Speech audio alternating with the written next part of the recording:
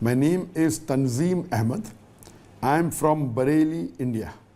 I am an electronics engineer. Sir, I am jobless.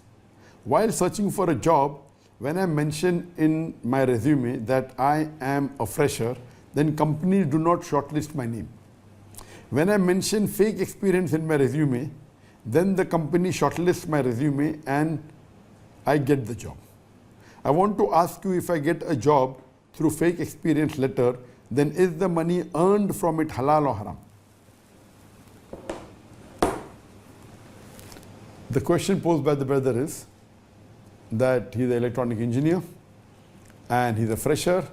If he writes in his resume, his biodata that he's a fresher, he may not get the job. But if he writes a fake thing, his experience, he may get a job. So after he gets the job, by writing a false statement or a fake certificate that is experienced, and if he earns money from that job, is it haram or is it halal? Right? Now you have to differentiate between both these. Both these are two different things.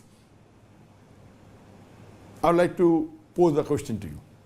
Suppose that the person who can't find water, what does he do? He robs water. And with that water he does wudu. Because he wanted to pray, he cannot find water. So he robs water and he does wudu with that water and he prays. Will the prayer be accepted or not? Yes or no? Robbing is haram. So if he robs, he'll get punishment for that.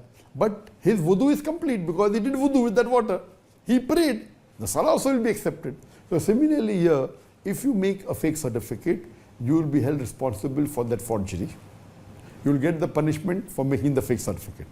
But after you get the job, as long as you don't do anything haram in that job, as long as you're a qualified engineer and the people are happy with you, they're paying your salary for the work you do.